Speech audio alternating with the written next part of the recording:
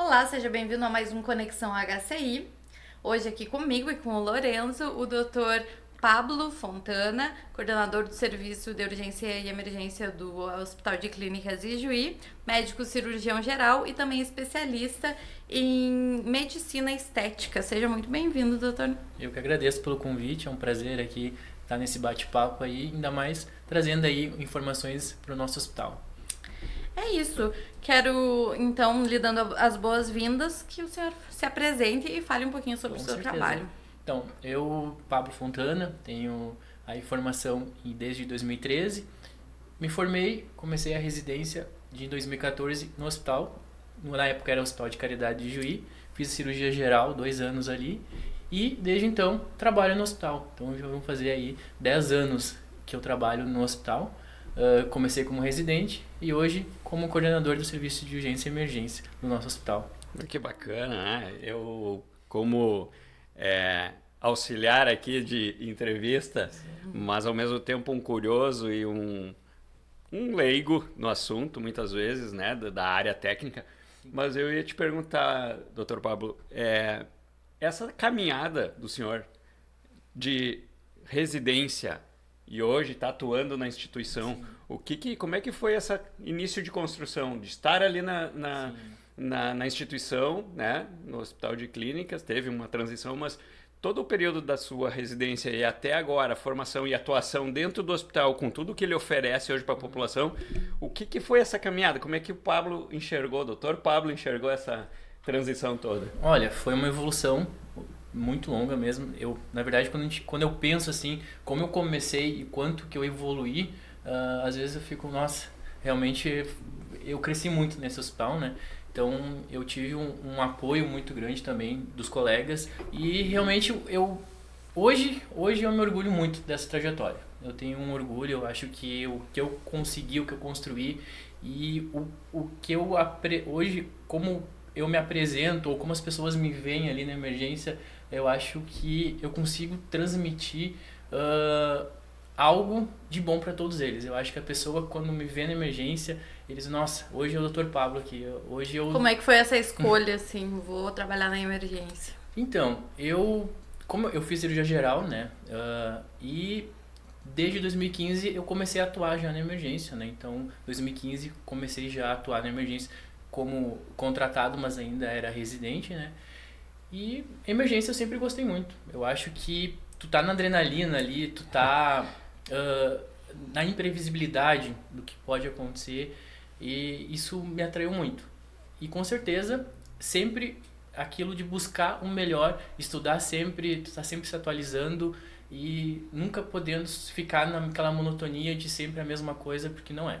A emergência, cada caso é um caso, cada paciente é um paciente e a gente tem que sempre avaliar cada um de uma forma. Então isso me atraiu muito. Isso me fez crescer. É uma loucura a emergência de um hospital e tudo que envolve, muitas vezes a tensão e ter que resolver uma coisa na hora. Isso é bacana porque a instituição comporta toda uma estrutura para que traga, né, a possibilidade de ter esses manejos, de ter o que fazer, o como fazer. Isso acredito que tu participou ao longo dessa trajetória, inclusive nessa transformação e crescimento ao longo da instituição, ao longo desse tempo todo, né? Eu acho que a instituição me proporcionou também segurança em trabalhar ali, porque eu tinha todo um aporte, tinha toda uma estrutura, uma infraestrutura por trás, e além disso eu tinha colegas que também te davam o apoio que tu precisava, que tu necessitava. Legal. Então eu acho que isso também me fez crescer muito. E com certeza, no início é sempre difícil, a gente sempre fica nervoso, a gente não, às vezes bate aquele desespero assim, oh, meu Deus, o que eu posso fazer para melhorar, o que eu posso fazer por esse paciente. Claro. E ao longo do tempo eu vi que eu cresci muito, que hoje em dia ainda tenho, mas muito menos. Hoje em dia eu consigo ser muito mais calmo, eu consigo controlar muito mais as situações do que antigamente. E que é o objetivo, né? O crescimento profissional, Com né? certeza. Sem dúvida. E eu não consigo imaginar o tamanho da responsabilidade, né, também que o senhor assumiu sim. quando resolveu aceitar, né, esse desafio de ser coordenador desse serviço que é tão importante, Claro. né, que é o serviço de urgência e emergência do hospital. Eu trabalhei... E é referência para tantos municípios. Isso, eu trabalhei em 2015, daí em 2019 eu fui convidado aí para assumir a coordenação da urgência e emergência, então eu vi aquilo como um desafio, eu disse, não, mas eu vou aceitar e vou melhorar, eu vou fazer o melhor de mim. E a gente entrou aí de cabeça e com certeza teve muitas melhorias, então a gente melhorou a infraestrutura, melhorou o quadro de profissionais, tanto técnicos como enfermeiros, a gente buscou isso, né, claro, eu tive apoio total aí da direção, da administração do hospital, mas a gente procurando melhorar cada vez mais. Obviamente a pandemia chegou ali em 2020, fazia um ano que eu estava na coordenação, veio aquela confusão toda de novidade, de falta de médico e a gente tendo que sempre dar aquele suporte, porque afinal eu era coordenador, então eu teria que estar sempre ali. Mas a gente passou, o hospital bravamente conseguiu vencer, a gente conseguiu dar um apoio incrível para todo mundo que precisou. Com certeza a gente queria ter dado mais, mas realmente a infraestrutura da gente às vezes limita, mas a gente fez o que pôde e com certeza a gente salvou muitas vidas. Então eu vejo que teve aquela questão de eu assumir a coordenação, logo depois já veio uma pandemia e daí eu já tive que assumir aquela grande responsabilidade de escala de médico, de residente junto. Então realmente eu vejo que a trajetória não foi fácil, óbvio, mas hoje em dia eu vejo que eu me orgulho muito. Eu ia perguntar como que é seu dia a dia, assim, como coordenador, como que funciona? Hoje, né, eu como coordenador, eu na verdade faço toda a escala médica, né, então a gente tende a sempre conversar com todos os médicos que atuam, conversa, dialoga para ver o que está precisando, o que não está, algumas condutas que talvez a gente precise melhorar, então sempre está nesse diálogo aberto e sempre tentando dar o apoio necessário, tanto para enfermeiros como para técnicos, a gente sempre está naquela como que a gente fala, aberto a conversas, né, para melhorar o serviço mesmo. Então a gente sempre está procurando melhorar o serviço. Bacana. Né? E desculpa lhe interromper, e assim, exatamente quando tem essa qualificação no corpo técnico, como o senhor falou agora, do outro lado, o que a instituição, todo esse trabalho, toda essa qualificação feita ali, o que a instituição, como ela se organiza para receber essa população? A população chega ali a qualquer um, tem alguma, vamos dizer assim, tem algum critério? Como é que funciona, assim, alguém que chega lá na emergência, como é que funciona? Até porque provavelmente existem alguns protocolos estabelecidos por vocês que direcionam algumas questões, né?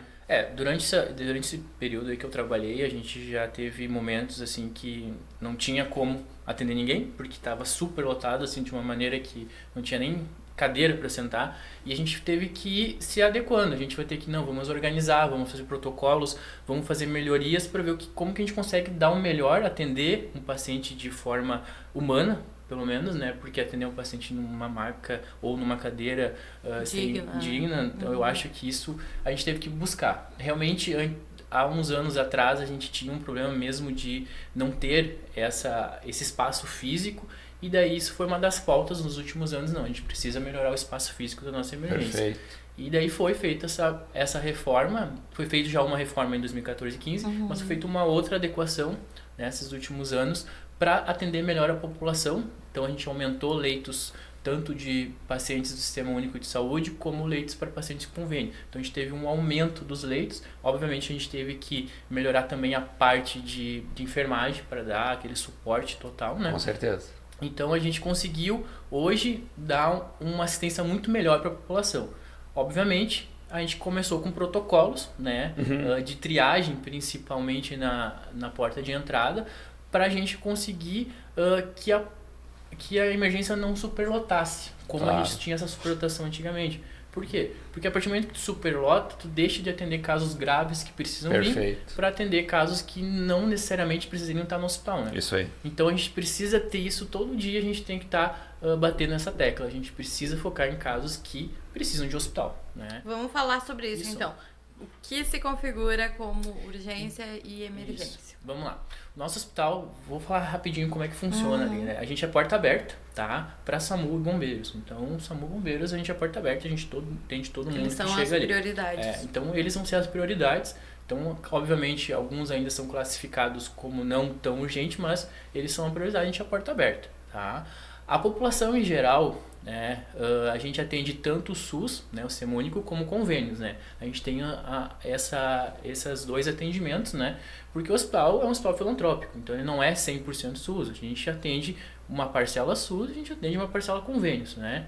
E o paciente que é SUS, que o paciente ele chega na emergência, ele é feito uma triagem, a gente tem um protocolo estabelecido. Perfeito. Tá? A gente segue um protocolo onde todas as enfermeiras são capacitadas, todas as enfermeiras elas passam por essa capacitação quase que mensal, então a gente tem enfermeiras adequadas para fazer isso. Então o paciente chega ali, ele vai ser feita uma triagem.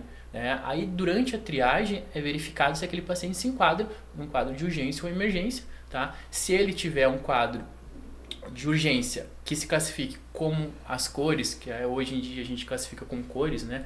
Entre vermelho e amarelo, obviamente ele vai ser atendido quase naquele momento. Mas se a classificação dele é uma classificação verde que é pouco urgente, paciente com quadros de diarreia, paciente com quadros de vômitos, paciente com quadros já mais prolongados, é pouco urgente. A gente classifica ele como verde e avisa, você tem de 2 horas de espera e podendo ser reclassificado, né? Então, assim, e a gente orienta o quê? A gente tem também um outro serviço de atendimento SUS hoje, que é a unidade de pronto atendimento, a UPA. Então, a gente orienta que casos mais leves podem ser atendidos lá. Tá? Mas mesmo assim, se ele quiser permanecer no nosso hospital, ele vai ser reclassificado e assim que o hospital não tiver mais nenhum caso de urgência, ele vai ser atendido. Com relação a essa classificação, uma pergunta aqui de leigo. O cara chega completamente apagado lá, né? Não tem como responder um questionamento Claro. para se direcionar. Como é? O familiar? Como é que funciona? Ou espera que ele dá uma recuperada? Como é que é essa... Porque o cara chega, às vezes, né, sem condições. Assim, o paciente que chega nesse estado, assim, que está desacordado, ele geralmente vem pelo SAMU, ou vem pelo bombeiros, mas às vezes os familiares trazem de carro. Esse paciente, ele é prontamente atendido pela entrada da sala vermelha, porque a gente tem uma entrada de sala vermelha. Entendi. Tá? Então o carro estaciona ali, avisa, o paciente está ruim, o paciente está com tais sintomas, imediatamente o técnico vai lá, ajuda a retirar do carro e é feito todo um atendimento. Claro. Então o paciente não vai ser mandado embora, jamais, Sim, tá? A gente não manda sim. nenhum paciente embora, tá? E obviamente a gente vai fazer todo o protocolo, todo o atendimento necessário àquele paciente. Então, Legal. assim, nós temos essa entrada. Então, assim, Sim. a entrada é de sala vermelha. Mas o que a gente precisa entender? Que sala vermelha é para pacientes graves. A gente Isso tem aí. 4 leitos de sala vermelha. Dá alguns exemplos de pacientes graves. Paciente com dor no peito, sudorese associado, paciente que está com alguma alteração de fala, paciente que perdeu algum movimento, perdeu alguma força, dor de cabeça intensa, com perda de força. Então, são pacientes que tem um quadro clínico mais agravado, o paciente que está desacordado, o paciente que teve uma síncope, um desmaio. Então são pacientes que são extremamente graves. Sintomas de AVC também se Sintomas de enquadram. AVC, isso. Paciente que teve alteração de fala, como eu falei, tá, perda de um força, dos sintomas. isso, perda de força. Ou paciente que estava caminhando e caiu e não consegue mais falar. Então tudo isso a gente classificou como pacientes urgentes, pacientes amarelos, pacientes vermelhos. Então são pacientes que são imediatamente atendidos, né? Na parte, eu chego com um convênio ou com um plano de saúde, eu também vou passar por uma triagem ou como que funciona? Isso, assim, a triagem, né, ela é feita, a triagem junto com o acolhimento que a gente fala é feito pelo SUS. Na parte de convênios, o convênio ele tem uma entrada para convênios que é feito o acolhimento, mas também é feito classificação de risco para convênios. Então, se o convênio chegou, tô com algum desses sintomas de gravidade, ele também vai ser imediatamente atendido, né? Porque a gente tem que dar prioridade para esses quadros, né? Tá? Mas a gente atende uma grande demanda aí de pacientes realmente mais graves. Então, a gente é um hospital referência. Claro. A gente tem que focar realmente em atendimentos que o hospital tem como resolutividade, né? Você falou sobre a qualificação do serviço. Isso. Tem algo em andamento ou como o serviço vem se qualificando? Isso. A gente tem alguns protocolos que a gente segue, né? Ultimamente a gente teve aí o protocolo de AVC que foi estabelecido, né? Então, muito importante. Então a gente está implantando aí o protocolo de dor torácica também, para a gente ter um manejo mais adequado de todo o paciente que chega, né? Além disso, a gente tem aí, a cada semestre, a gente faz aí um treinamento de parada cardiorrespiratória para toda a instituição. Então a gente engloba todo mundo, onde eu dou, na parte da noite, até esse treinamento para toda a instituição. Então a gente sempre está procurando qualificar principalmente todos os técnicos, enfermeiros, e claro, a gente tem agora também a parte dos estudantes que esse ano começaram a acompanhar ali na emergência, né? Sim, esse ano tem a primeira turma, né? É, a primeira turma que se forma, esse ano que a gente começou com os estudantes internos, né, que a gente fala, os doutorandos, a acompanhar a rotina. Então eles ficam todos os dias ali acompanhando. Provavelmente quem já foi até o serviço de urgência e emergência já foi atendido ou por residentes ou por alunos de medicina. Como que eles contribuem com o trabalho dos médicos? Assim, o residente é um médico formado, tá? Ele está ali se especializando. Obviamente ele tem um preceptor ali para discutir casos. Ele não vai preceptor que é um professor. E diga-se passagem, um orientador. Um orientador formado já naquela especialidade que vai orientar o residente, né? Vai ensinar, vai passar todo o ensinamento para ele sobre a parte ali realmente de emergência. Então nada o residente faz sem ter um aval de algum médico responsável. Até porque, dada a importância e até a sensibilidade de uma pessoa que está ali, né? Então, com o residente, né? Com todo o ensinamento, com todo o aporte do professor, do profissional, do médico. Sim. Então, isso é delicado demais. Ou seja, é até louvável, porque para que isso aconteça, primeiro os residentes já foram, vamos dizer assim, avaliados, estando possível, liberados para que aquilo aconteça. Então, um grau de maturidade e de ensinamento já é o suficiente maravilhoso, porque eles vão poder atuar, porque senão eles não estariam ali, né? Já tem a predisposição de estarem ali porque são qualificados. Isso. Então, mais com isso, o orientador, a orientação do profissional, do professor, do médico, do que está na volta, só gerenciando aquilo que, né? Uma situação específica. Assim. A gente até, às vezes, alguns pacientes, mas eu fui atendido só pelo residente. O residente é um médico. Isso aí. Ele é formado, teve 6 anos de medicina e hoje está se especializando, né? Então, assim, ele tem toda uma qualificação para estar ali, fez prova para entrar, então, obviamente, ele tem um aporte nosso, né? Discutir casos graves, sempre a gente vai estar ali apoiando, ensinando, e a gente precisa disso. Claro. A gente precisa passar um ensinamento adiante, né? Tem que qualificar os próximos médicos também, porque um dia também eu vou precisar de um médico qualificado na emergência primeiro. Exatamente. Entendeu? E hoje a gente também ensina os estudantes, doutorandos. Obviamente, eles ainda não se formaram, mas estão quase, né? Esse ano já se forma a primeira turma. E eles precisam também entender como é que funciona a emergência, eles precisam estar mais familiarizados ao que é urgência, o que é emergência, e eles veem que eles precisam estudar, que não é simplesmente só se formar, tem que correr atrás, tem que estudar, tem que se dedicar muito, né? A medicina não é uma receita de bolo, obviamente existe alguns protocolos que a gente estuda, mas nada é como que eu vou falar? Nada é objetivo ali. Tem que saber avaliar cada caso para fazer um tratamento adequado para cada paciente.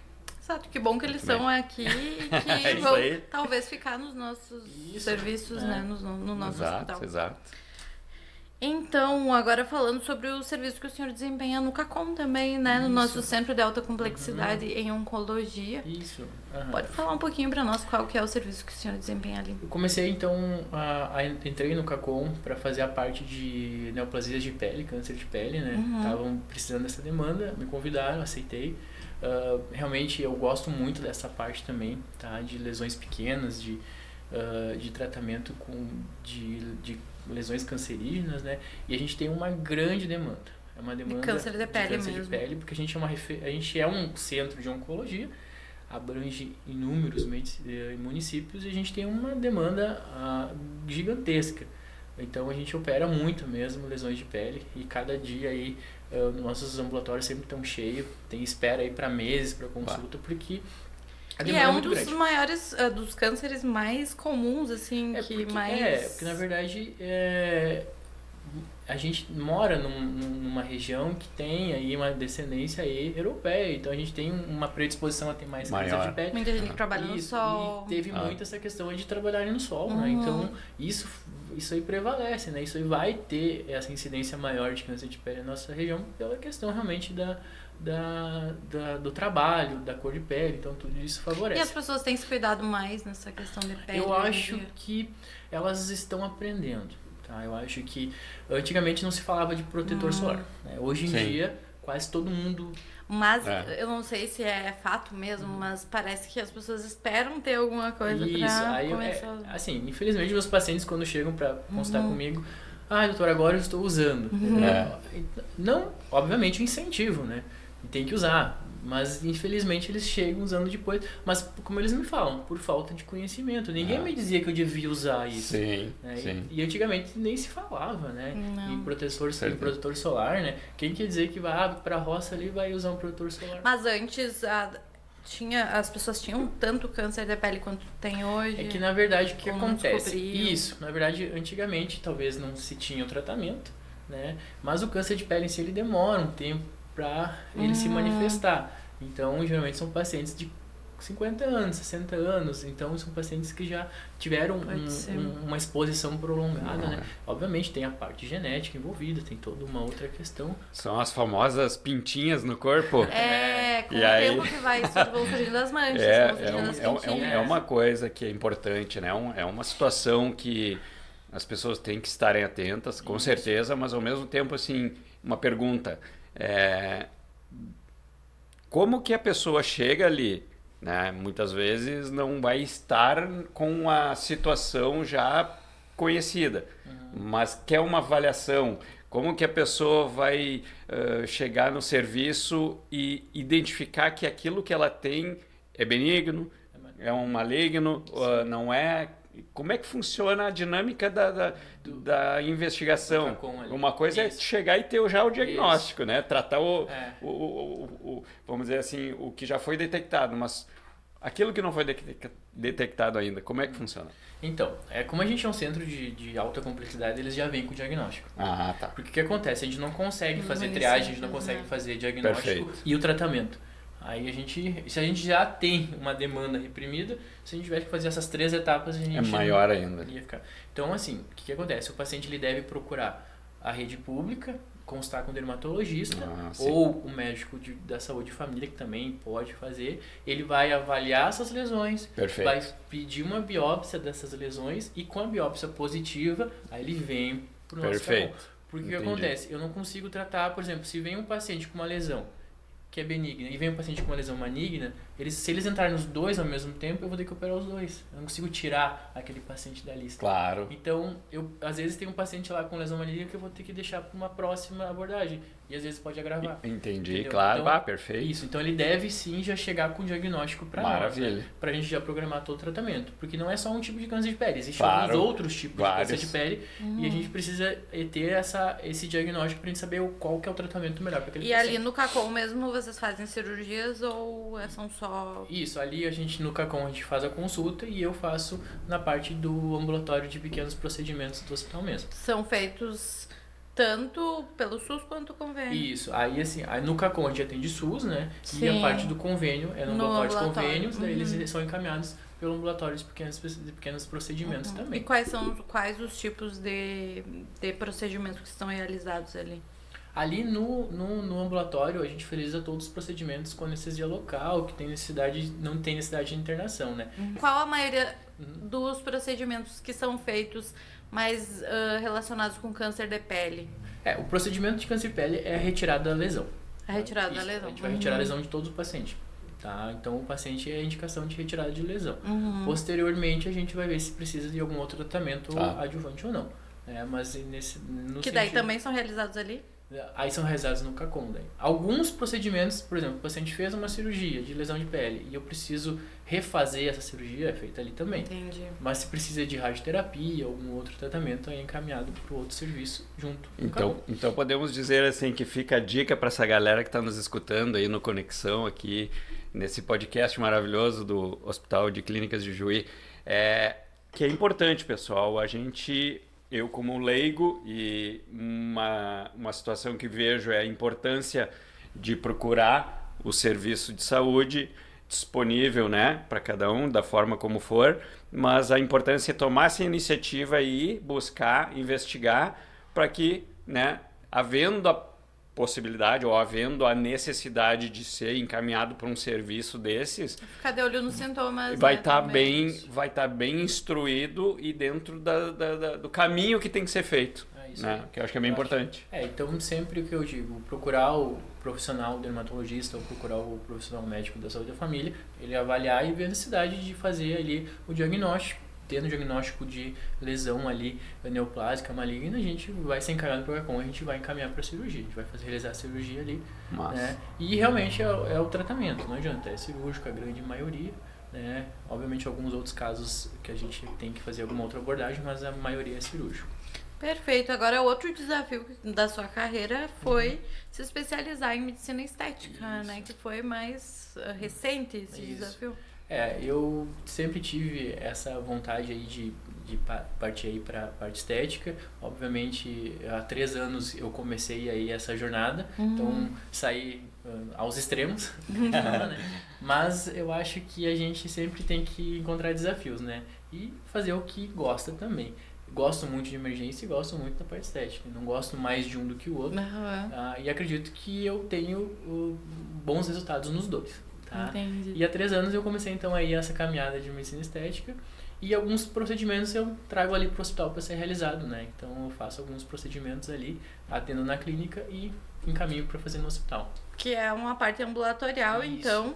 E também, quais são as situações mais comuns que você atende ali no ambulatório? Ali no ambulatório eu encaminho pacientes que eu atendo na clínica para fazer cirurgias de pálpebra, de blefaroplastia, algumas cirurgias de otoplastia, de orelha, algumas... São correções. São cirurgias plásticas, né? São cirurgias plásticas. Mais simples. Isso com anestesia local, né? Sem necessidade de levar para o bloco cirúrgico. Também faço uma parte ali de aspiração de gordura de pequenas áreas, né, que a gente chama de mini-lipo, também de forma ambulatorial, e eu tô trazendo esses pacientes ali para o ambulatório, né. E aí, através de convênios, plano de saúde... A gente atende na clínica como particular, né, e encaminha para o hospital ali como particular. É particular apenas, não convênio não? Isso, não convênios não. Aí em convênios a gente tem um ambulatório de convênios, que daí eu atendo no ambulatório de convênio alguns casos, né? Mas a maioria são casos de lesões de pele daí. Que daí não